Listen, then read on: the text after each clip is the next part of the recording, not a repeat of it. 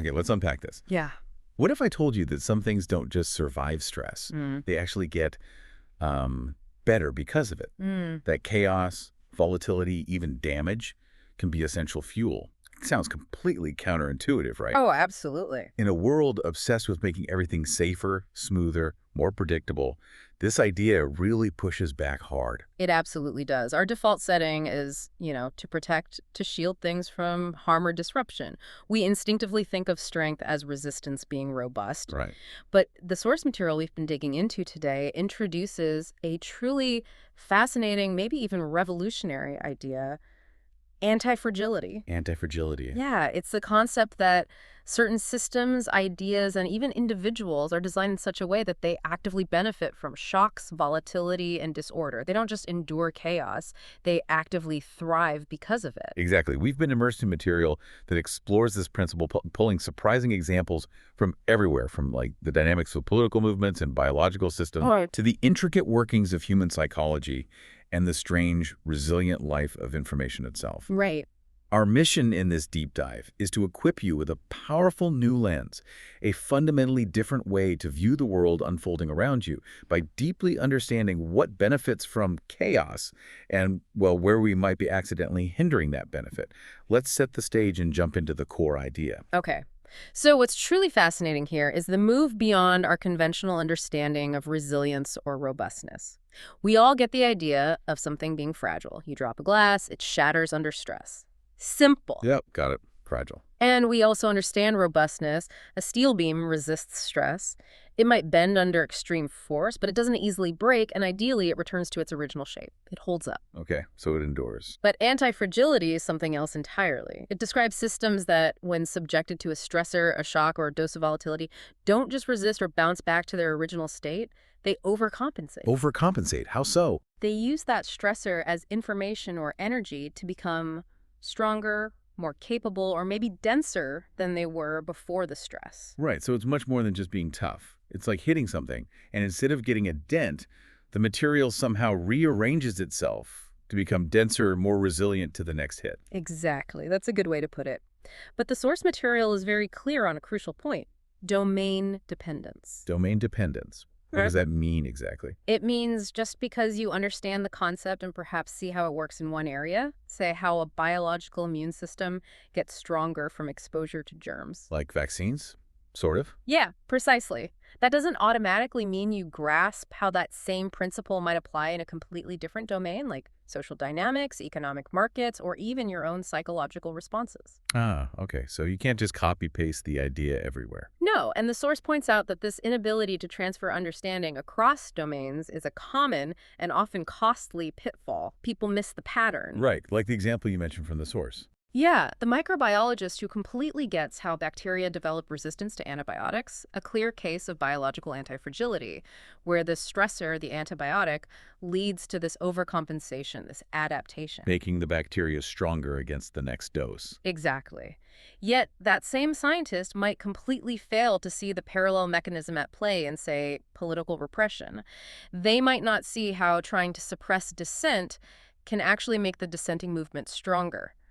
We tend to compartmentalize our knowledge. We put things in boxes. We do, missing these cross-domain patterns. So, just to anchor this initial point before we explore examples: fragile breaks from stress, robust resists stress, and stays largely the same. An anti-fragile. Antifragile gets better or benefits from stress, usually, up to a certain threshold. Too much stress can still break anything. Okay, got it. Fragile, robust, anti-fragile. So where do we see this unexpected property showing up? Some of the examples the source material brings forward are, well, genuinely surprising and really challenge our typical reactions. They really do. Let's start with political repression and rebellions. The source highlights Seneca's observation, a dictum that has echoed through history. That repeated punishments. Yeah, repeated punishments, instead of crushing dissent or eliminating opposition, can actually stir the hatred of all. The intended outcome suppression fails spectacularly. And the actual outcome is the opposite: amplified negative sentiment, and often increased resistance. It backfires. It's a classic case of attempting to apply force to a system that is, in that specific context, Antifragile. The source uses the analogy of trimming trees, right? It does. You cut them back aggressively, intending perhaps to control their size or shape, but often they respond by growing back denser with like a proliferation of new shoots and branches. The stress stimulates growth. Exactly. The act of cutting the stressor stimulates new growth and vigor. And rebellions, the source notes, can feed on this very repression.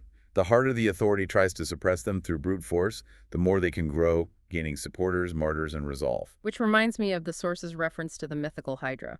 Oh yeah, the Hydra.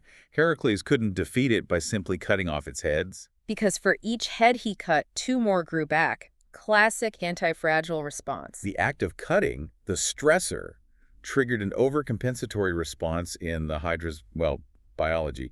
Heracles only succeeded when he started cauterizing the stumps. Right, applying heat. He had to prevent the recovery and regrowth process after the acute stress of decapitation. He defeated the Hydra by disrupting its mechanism for benefiting from the damage. It's such a powerful illustration. Applying force incorrectly, without understanding the anti-fragile nature of the system you're dealing with, can just fuel its growth and strength. Attempts to suppress movements by force can inadvertently make them stronger by creating outrage, martyrs, a unifying resistance. Precisely. The energy of the opposition, channeled into attempts at suppression, becomes fuel for the movement itself.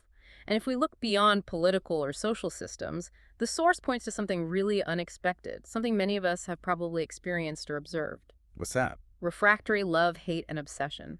Refractory, meaning stubborn, hard to get rid of. Exactly. These aren't fragile feelings that wither under adverse conditions. They are passions that seem to overcompensate for impediments. Distance, family disapproval, the deliberate attempts by others, or even the person feeling it, to kill the feeling.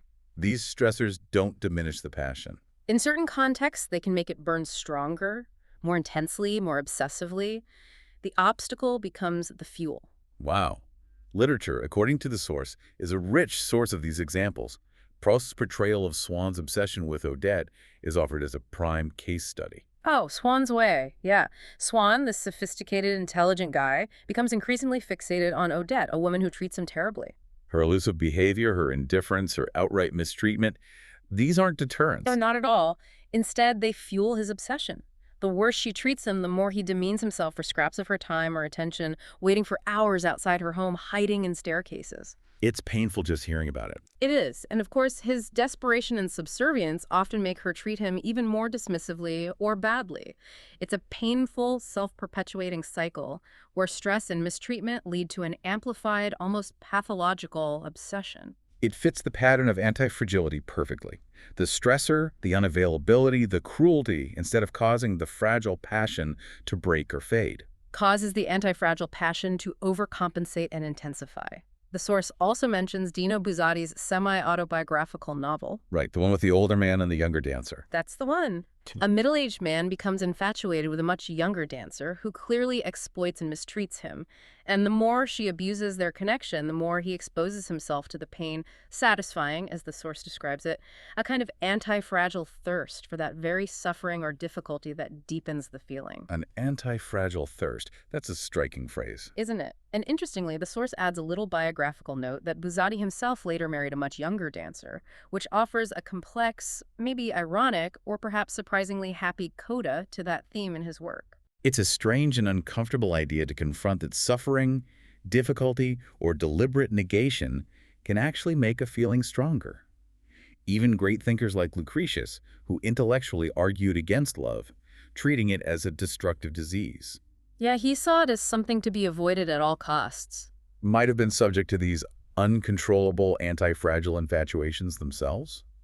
The source suggests they might have ended up, maybe unconsciously, lying to themselves about their own experiences. It's possible. And this concept of passions overcompensating for suppression extends beyond romantic feelings to thoughts themselves. Some thoughts are so anti-fragile that the very act of trying not to think about them is precisely what feeds them. Causing them to spiral into obsessions. Right. Psychologists have studied this extensively, the irony of thought control. The more energy and conscious effort you expend trying not to think about something specific. Like the classic "don't think of a white bear" experiment. Exactly. The more that thought occupies your mind. The attempt to suppress backfires dramatically, making the thought stronger and more persistent. The effort to banish it becomes the very energy that empowers it. Okay, here's where it gets really interesting, and is presented as a central theme in the source material. The inherent anti-fragility of information, ideas, and reputation. Yes, this is a big one. The source makes a bold argument. Yep. Information is fundamentally anti-fragile. It tends to benefit more from attempts to harm, censor, or suppress it than it does from conventional efforts to promote it. This is profoundly counterintuitive in our modern world, isn't it? With industries built around marketing, PR, carefully curated messaging. We spend fortunes trying to control narratives. Exactly, trying to present information in just the right positive light. But the source offers myriad historical and contemporary examples suggesting that merely trying to defend a reputation, especially publicly and energetically, can actually be the quickest way to wreck it. Being overly defensive signals fragility, guilt. Often, yes. It suggests you have something to hide, or that you're easily rattled. Think about that old trick mentioned in the source, supposedly used by Venetians centuries ago to spread information. Ah, the secret spreading technique. Yeah, disguising a piece of information as a highly confidential secret and begging the listener not to tell anyone, especially specific people. The more you emphasize its secrecy and the imperative not to spread it. The more that insistence, that implied forbidden nature, fuels its rapid diffusion through gossip networks. The energy put into containing it makes it explode. It's a classic, almost mischievous application of information's anti-fragile property. And this mechanism is perhaps most powerfully and famously illustrated with banned books and censorship. Right. The source quotes Marcus Aurelius, connecting the resilience of ideas to a fundamental force. Fire feeds on obstacle. A powerful image. Ideas, like fire, can not only survive obstacles and attacks, but can also nourish themselves from that very opposition, growing stronger and spreading further as a result. There's an inherent, almost primal, attraction to the forbidden, to banned books. The act of attempting to interdict an idea creates a potent lure. Absolutely. The source recounts the author's own experience reading Graham Greene's Power and the Glory as a child, specifically because he found out it was on the Vatican's index of forbidden books. The prohibition was the advertisement. That's brilliant. Or think of the impact of banning Henry Miller's books like Tropic of Cancer.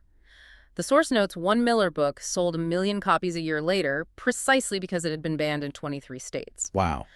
The controversy and the effort to suppress it generated immense publicity and curiosity that no marketing campaign could replicate it.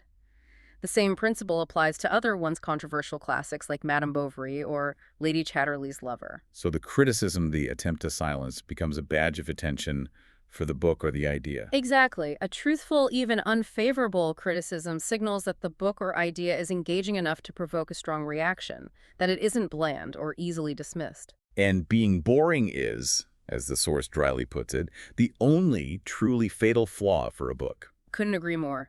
The phenomenon surrounding Ayn Rand and her works, Atlas Shrugged, The Fountainhead, is presented as a particularly powerful, long-running example. Right. Her books have been read by millions for over half a century. Often despite, or perhaps more accurately, thanks to the brutally nasty reviews and relentless attempts by various intellectual camps to discredit her and her ideas. So the attacks keep her relevant. That's the source's key insight here. The quality or truthfulness of the criticism matters less than the sheer effort and energy the critics put into trying to prevent others from reading her work. That consistent high-energy bad-mouthing acts as an ongoing advertisement, putting her ideas on the map and keeping them there for generations. It attracts readers who are curious about something that provokes such intense negative reactions. What's all the fuss about? Precisely. So, if you truly want people to engage with a book or an idea, maybe the best strategy isn't polite promotion, but generating outrage. Tell everyone it's terribly overrated or deeply flawed, with palpable anger. That negative energy draws more attention than positive praise often does. The source even mentions historical anecdotes, like some of Balzac's actresses. The ones who paid for bad reviews. That's right. While many paid for favorable reviews, the cleverest ones reportedly paid for unfavorable, scandalous reviews, knowing the controversy would make them seem far more interesting and talked about than bland praise ever could. That takes guts. And the author's personal example. He mentions only buying Tom Holland's book on the rise of Islam after a prominent scholar launched a highly public attack on it. He didn't even need to read the review. The mere fact of the attack from a figure of that caliber was enough of a signal. A signal of the book's significance and interest. Exactly. It served as a heuristic for relevance. It suggested the book was important enough to attack. This suggests a strange, inverted rule of thumb for estimating the significance or quality of research or public figure. Look at the caliber of their detractors. Yeah, look at the caliber of their highest or lowest detractor, whichever is lower, might tell you something about the seriousness of the person or work.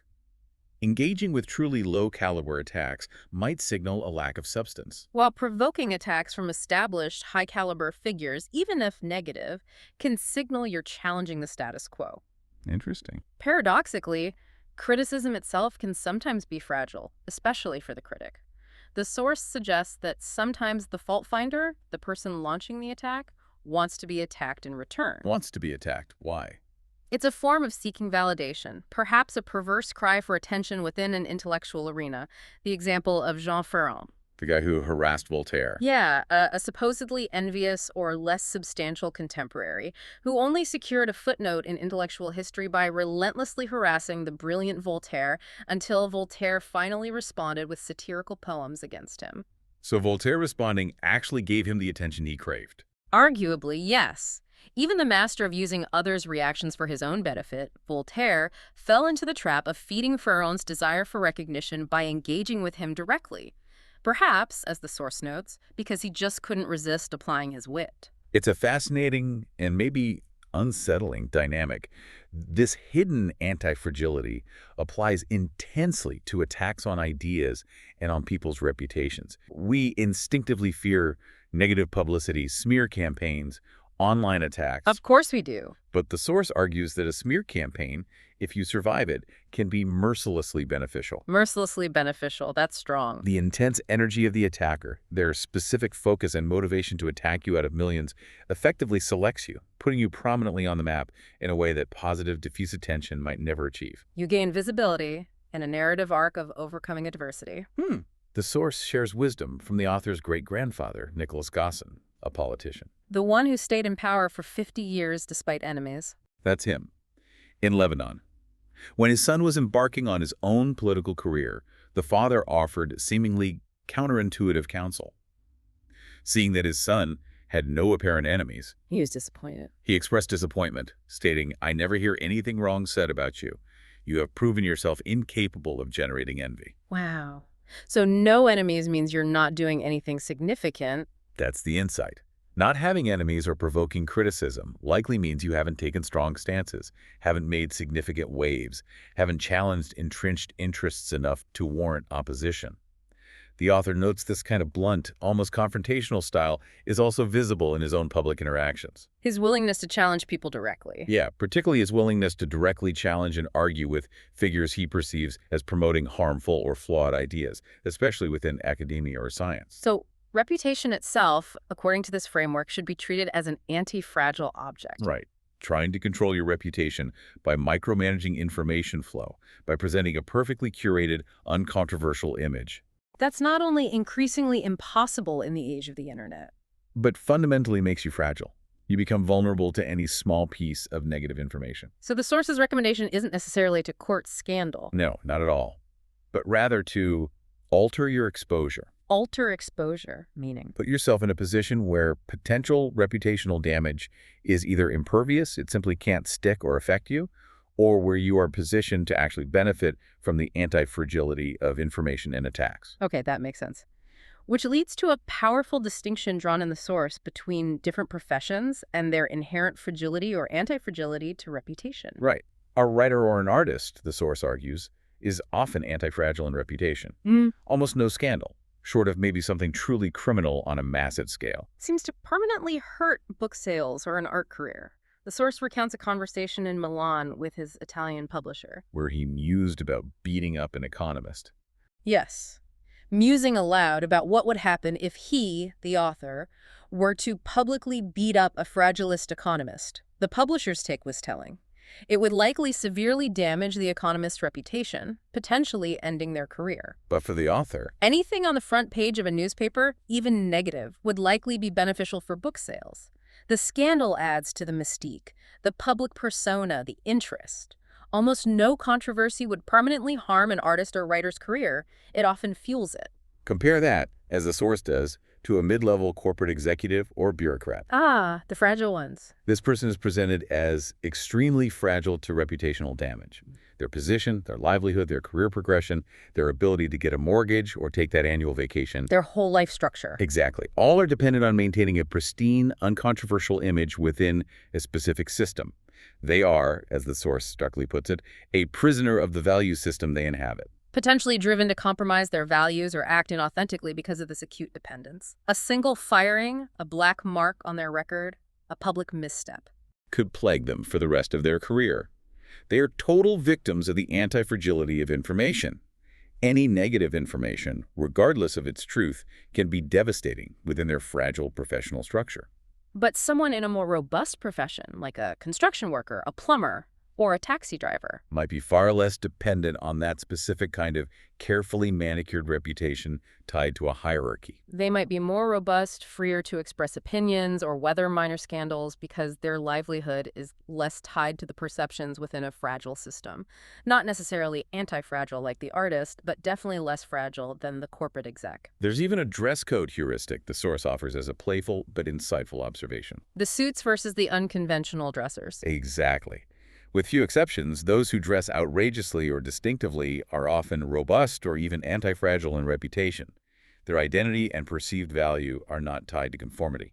Whereas those who maintain a meticulously clean, formal look in suits and ties Are often precisely the people most fragile to information about them. Form-aware signals, maybe unconsciously, a fragile reputation that requires constant, careful maintenance and protection to be seen as professional or acceptable within a system. It's a uniform that protects a vulnerability. It's an interesting observation. And this misunderstanding of information's anti-fragility extends to institutions too, right? Corporations and government. Yes, especially debt-laden ones, constantly trying to reinstill confidence through carefully managed press conferences and public statements. The source notes that this very act of trying to talk up confidence often signals they are fragile and likely heading for trouble. One wrong phrase in a press conference, one piece of leaked information, can trigger a death spiral, a bank run, or a collapse in credibility. Which reinforces the source's broader stance for fiscal conservatism, particularly avoiding excessive debt, whether for individuals or entities. If you don't have significant debt, you are far less beholden to maintaining a specific economic reputation or appealing to creditors' confidence. And ironically, it's precisely when you don't care about your reputation in these financial circles that you tend to acquire a good one, being seen as solid and independent. It's like in matters of seduction or influence, people are most willing to lend resources or trust to those who demonstrably need it the least. That's a great parallel. The contrast between physical attack and information attack is also striking in this context. How so? In an ancestral, physically dominant environment, physically eliminating a rival might have been an effective strategy. But in the information age, Launching prolonged, energetic information attacks via websites, journals, or social media. can ironically end up doing more to help the target of the attack by giving them attention and a narrative, while potentially damaging the attacker's own reputation or just wasting their resources. So the perplexing, almost frustrating conclusion from this section of the source material is, what? That those from whom we have arguably benefited the most in terms of gaining visibility, credibility, just by being worth attacking or getting our ideas disseminated. Are often not those who try to help us. But rather those who actively tried but ultimately failed to harm or suppress us. Their failed attack energy is what put us on the map. It's a really strange thought. It really is. Okay, let's switch gears completely now and look at anti-fragility in the physical and biological world, using what the source presents as a core distinction, the organic versus the mechanical. Right. The source posits that stress isn't just something to be avoided, it's actually a form of knowledge, particularly in complex systems. Stress is information. Exactly. Yeah. And the bold conjecture here is that everything with life in it is, to some extent, antifragile, or at least has inherent antifragile properties.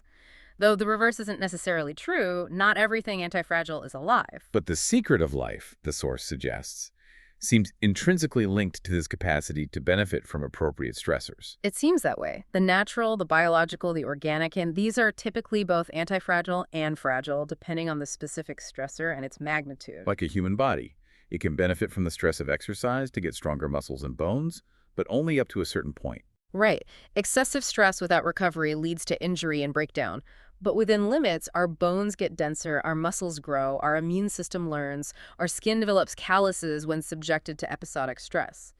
It's formalized in biological principles like Wolff's Law for bones. But an inanimate object, like a ceramic dish, a car engine part, or a piece of furniture. Won't inherently benefit from stress in the same way. It might be robust, resisting some stress, but it's not intrinsically anti-fragile. Inanimate materials usually undergo fatigue, wear down, or simply break under stress.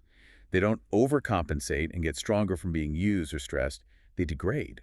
The source does mention a rare exception to this inanimate rule, a fascinating 2011 experiment with composite materials. The carbon nanotube ones. Yeah, arranged in a specific way. When these materials were subjected to stress, they exhibited a self-strengthening response at the micro level, behaving somewhat like biological structures that adapt and reinforce themselves under load. So it blurs the lines a bit. A little bit, yes, but typically, man-made things wear down and require maintenance. Your house, your computer, your favorite pair of jeans, they eventually succumb to entropy and wear out. Although my jeans might look cooler when worn out. True. They acquire character, but the material itself hasn't gotten stronger or self-repaired in a biological sense. It's physically degraded. A truly anti-fragile material, in theory, would get stronger, self-heal, or improve with time and appropriate use and stress. Humans, while we possess remarkable self-repair capabilities, do eventually wear out. We age. But the source argues that aging itself is largely misunderstood, fraught with biases and simplified causal models. Right. The loss of function we associate most with aging muscle atrophy, bone weakness, cognitive decline, metabolic issues comes significantly, according to the source, from maladjustment. Maladjustment, what's that mean here? Maladjustment in this context is defined as a deep mismatch between our biological design, which evolved over millennia in environments characterized by significant, though episodic, randomness and stress. Our ancestral environment. Exactly. A mismatch between that design and the structure of environmental randomness, or rather the lack thereof, we experience in modern civilization. So what we perceive as inevitable aging. The source suggests it's a combination of unavoidable true senescence, biological wear and tear, and a large component of avoidable maladjustment caused by this environmental mismatch. And here's where it gets truly counterintuitive and connects back to the idea of comfort. The lack of appropriate stress can actively cause fragility and contribute significantly to artificial aging. That's the core idea. The comfort and predictability of modern civilization are presented not just as benign conveniences, but as potentially a disease. A disease, that's strong. It might extend average lifespan by reducing acute threats like predators or starvation, but it increases sickness and fragility within that extended life. In natural, ancestral environments, the source suggests, people often died from acute causes, accident, infection, violence, without exhibiting the prolonged period of multisystemic decline we associate with aging today. Or if they aged, it was often a relatively short period before death. Markers like blood pressure, which worsens significantly for modern individuals over their lifetime, show little change throughout the lives of hunter-gatherers until very late stages. This artificial aging, the source proposes, comes from stifling our inherent biological anti-fragility by removing the very stressors our systems evolved to need and benefit from. Let's connect this back to the example of bones. The traditional medical view was often that aging causes bone weakness, osteoporosis. That sounds right. But newer research mentioned in the source by scientists like Gerard and Carsey suggests the reverse is largely true. The reverse. Bone weakness causes aging. Or at least contributes significantly. The loss of bone density and overall degradation of bone health isn't just a symptom of aging, it is a significant cause or contributor to aging itself, along with complex conditions like diabetes, inflammation, and even issues like male fertility and breast dysfunction. Wow. That really flips the script on cause and effect. It highlights the critical concept of causal opacity in complex systems. The cause-effect relationship isn't always simple, obvious, or unidirectional. It's a web of interconnected factors. And crucially, stress, specifically varied weight-bearing stress, is what strengthens bones throughout life. Bones respond to mechanical load by increasing density. The source contrasts the benefits of lifting varied, heavy objects and dynamic movements with the often limited benefits of using fixed-path gym machines. Referencing that heuristic from Lenny. Yeah, Lenny, who intuitively understood that working with freely moving weights did something fundamentally different and more beneficial for his system than machines. And the powerful example of the lady in the source carrying heavy water jugs on her head daily for a lifetime. That constant, varied, weight-bearing stressor, far from breaking her, led to outstanding bone health, excellent posture, and overall physical resilience well into old age. It demonstrated the profound benefits of that specific stressor. It's the lack of stress that makes these stress-hungry systems, like our bones and connective tissues, fragile. Exactly. Depriving them of necessary stress contributes to maladjustment and artificial aging. Complex systems, whether they are biological organisms, societies, economies, or ecological networks, are fundamentally different from mechanical, engineered systems like washing machines. Engineered systems are complicated, lots of parts, but designed to be predictable. Push button, get response, based on a manual. Right. They lack deep, intricate interdependencies. Complex systems, on the other hand, society, markets, biology, weather, are characterized by high interdependencies. Removing one part, a specific animal from a food chain, a particular bank from a financial network can have cascading, often hard to predict effects throughout the entire system. The source uses the historical example of lions being exterminated in ancient Lebanon. Which led to too many goats. Exactly, an unchecked proliferation of goats.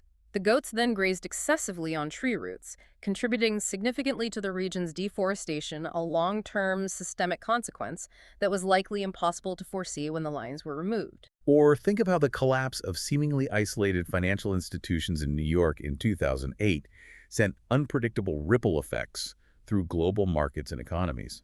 In these complex worlds, the very notion of cause is often suspect and hard to definitively identify. The source is highly critical of simplistic explanations offered by, say, newspapers trying to explain complex events like stock market movements. Saying the market fell due to global cues or rose because of DIA buys. Are often superficial, after-the-fact rationalizations that fail to capture the true, interconnected, opaque causes within the complex system. The truth, as the source argues, is that stressors themselves are a form of information in these systems.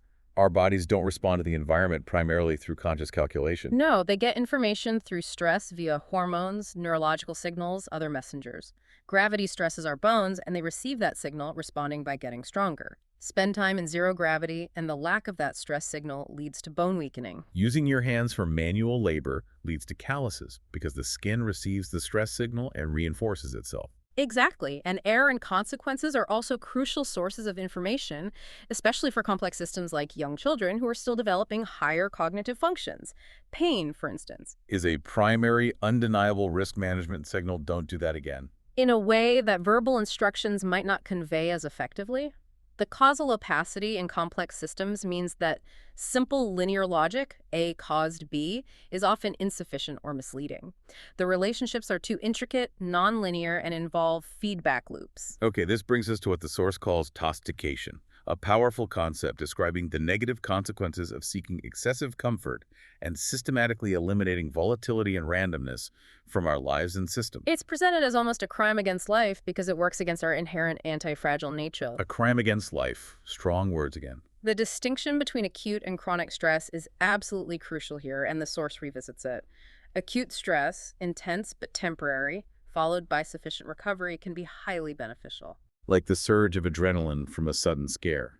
The snake from the keyboard example.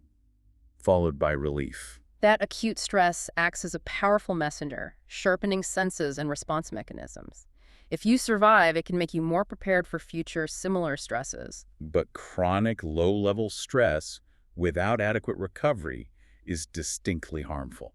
And the source identifies this as the pervasive stress of modern civilization. Constant pressure from bosses, the never-ending burden of mortgages and bills, the grind of taxes and commutes, internal guilt, exam pressure. The stuff that just grinds you down day after day. Exactly. Neurobiologists and stress researchers widely confirm this. Acute episodic stress with recovery is often necessary for adaptation and strength, while chronic, unremitting stress is detrimental to both physical and mental health. It's like Chinese water torture. Not the intensity of single drop, but the constant, unrelenting, low-level impact that provides no opportunity for recovery or adaptation. And remember, Heracles defeating the Hydra by cauterizing the stumps. Yeah, disrupting the recovery. It's a perfect physical analogy for fighting tostication. He didn't just apply force, he disrupted the Hydra's ability to recover from the force and overcompensate. Tostication does the opposite to us. By removing volatility and providing constant comfort and predictability, it disrupts our system's need and opportunity to adapt, recover, and become stronger from acute stressors. So, eliminating variation and volatility for the sake of comfort, convenience, and perceived efficiency is fundamentally harmful to anti-fragile systems like us. Yes. The source expresses significant frustration and even anger at the widespread prevalence of interventions that normalize natural variation, pointing specifically to the use of antidepressants. Noting that something like 1 in 10 Americans beyond high school takes some form of them. Mood swings, the natural fluctuations between sadness, anxiety, irritation, joy, melancholy, are presented not as disorders to be medicated away, but as a vital source of intelligence. Intelligence. Perhaps even the most fundamental source. They provide crucial information about our internal state and our environment. Feeling mellow and meditative when it rains, or energetic and restless on a sunny day, or anxious before a challenge, these variations aren't just random states. They are signals. Taking medication to maintain a single, flattened emotional state, to normalize this natural variation and feel consistently fine. Is seen as actively suppressing this vital intelligence. The source poses provocative, hypothetical questions. What would have happened if Prozac or similar medications were widely available a century or two ago? Would the intense, turbulent moods that fueled the creative genius of figures like Edgar Allan Poe or Sylvia Plath have been smoothed away? Would the deep lamentations and struggles that led to profound philosophical or spiritual insights in many traditions have been silenced because everyone was medicated to be stable? The thought of foundational, spiritual, or philosophical figures like Buddha or Krishna on antidepressants is used to vividly illustrate the point. Would there have been the deep suffering and existential angst that led to enlightenment? Would Arjun's crisis on the battlefield, which prompted the Bhagavad Gita, have instead sent him to a therapist to manage his anxiety? Numbing these fluctuations loses vital information and removes the impetus for introspection, change, and deep transformation. Beyond the individual, the source argues that systematically reducing variability and randomness in children's lives and experiences contributes to a homogenization of society itself. If people's emotional ranges are flattened and their experiences are standardized, you reduce the diversity of thought, creativity, and reaction. This can lead to uniformity in taste, fashion, content consumption, creating individuals who feel, in a sense, made on an assembly line, with predictable responses and desires. In this concept of tostication, the systematic removal of uncertainty and randomness for comfort and predictability is evident in something as fundamental as how we acquire skills, particularly language. Yes. The source argues forcefully that you learn your mother tongue, not primarily from textbooks, grammar rules, and structured lessons. That's a mechanical, toastified approach. You learn it through situational difficulty, repeated error, trial and error correction, and the urgent, messy, unpredictable need to communicate in a context where success or failure has real consequences. Modern life, paradoxically, makes this kind of deep experiential acquisition harder, especially for those with success, wealth, and access to technology. The author gives a personal example. About traveling when he was less known. Right. Earlier in his career, unknown, traveling to foreign conferences, he was forced to fend for himself in different languages, navigating airports, finding taxis, ordering food, asking for directions, often with no access to translation tools or assistance. He picked up languages through that necessity, through trial and error in uncertain situations, through the stress of needing to be understood. But now, with success, he finds himself punished by privilege and comfort. Punished by comfort. When he travels, he often has assistants fluent in various languages meeting him at the airport, handling logistics, translating interactions. This comfort, while convenient, removes the necessary stress and ambiguity needed for that kind of deep, intuitive language acquisition. He's less likely to struggle through a conversation or experiment with foreign phrases when a seamless translation is readily available. Exactly. The toastification of his travel experience removes the very randomness and necessity that once fueled his spontaneous learning. Tostication, then, is essentially treating complex, antifragile systems like humans as if they were mechanical devices with simplified, predictable responses and detailed user manuals. It's the systematic removal of beneficial uncertainty and randomness in the name of convenience, efficiency, and a misguided sense of safety. It converts rich, unpredictable life activities into scripted, controlled experiences. Like the difference between being an adventurer exploring unknown territory and a tourist following a rigidly scheduled itinerary. Scheduled opera. Scheduled parties where laughter feels obligatory. Rigidly planned vacations. This can feel like a golden jail. This overly goal-driven, meticulously planned attitude can actually hurt the existential self. That deeper part of us that, according to the source, holds a secret thirst for chance and needs some degree of exposure to the unscripted and the unpredictable. Because, the source contends, if you are truly alive, something deep within your soul actually thrives on a certain measure of randomness, uncertainty, and disorder. We are naturally drawn to moderate randomness games of chance, sports where the outcome is uncertain, engaging stories with unexpected twists. The author tries to incorporate this in his own writing, Avoiding precise plans, drawing from opaque sources. allowing for the tingling effect of adventure in the creative process. The lack of randomness, the source concludes, is akin to feeling a little bit dead, stifled, Compare the surge of energy and strength you'd find to lift a car if your baby was trapped underneath it. versus the sheer mental and physical heaviness of forcing yourself to go to the gym at a scheduled time, perhaps doing repetitive, monotonous exercises. Or consider the natural experience of skipping a meal, because there genuinely isn't food available in your environment, a form of episodic stress that can trigger beneficial biological responses like autophagy. Versus rigidly sticking to an arbitrary, joyless 18-day diet plan designed for maximum control. Ancestral life had no homework, no bosses, no quarterly reports, no standardized procedures. It was filled with random stimuli, often dangerous and challenging. But arguably never boring in the way modern tossified life can be.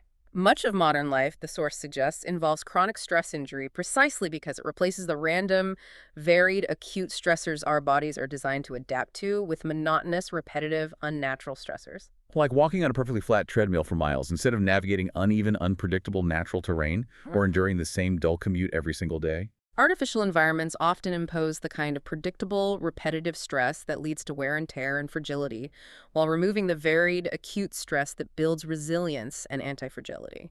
It seems the relentless pursuit of comfort, predictability, and the systematic elimination of variability and risk, while appearing beneficial on the surface, often works directly against the fundamental antifragile nature of individuals, systems, and even ideas. It's a trade-off where short-term comfort leads to long-term fragility. So what does this all mean for you listening? We've taken a deep dive into this really profound concept of anti-fragility. The idea that certain things don't just survive chaos and stress, but actually benefit from it. We've seen this counterintuitive principle at play in unexpected places. The way political repression can strengthen resistance, how mistreatment can fuel obsession, how attacking information often just helps it spread. We've explored how our own bodies, particularly our bones, require appropriate stress to be strong, and how the comfort, predictability, and lack of varied stressors in modern life, this toxication, can make us fragile and numb our vital sources of intelligence, like our emotions. This deep dive really encourages you to look beyond the obvious, to question conventional wisdom that assumes stability and predictability are always the goals. It challenges you to start noticing where fragility, simple robustness, and surprisingly anti-fragility truly lie in your own life, in your work, in the systems you interact with, and in the world around you. Where do you see systems or individuals collapsing under stress? Where do you see them resisting? And where, perhaps most surprisingly, do you see them getting stronger, benefiting from shocks they endure? And here is a final provocative thought for you to ponder as you move forward. If our emotions, our sadness, our anxiety, our frustration, our periods of struggle and discomfort are not just problems to be smoothed away, but are actually a fundamental ancient form of intelligence providing us with crucial information about ourselves and our environment. What vital insights, what profound understandings, what necessary impulses for change are we actively missing out on by attempting to normalize every variation, to feel consistently fine, or by eliminating every potential stressor in our lives and systems? In a world increasingly obsessed with eliminating every risk and maximizing predictable comfort, what crucial strengths, what deep resilience, what capacity for transformation are we preventing ourselves and the complex systems we inhabit from ever developing?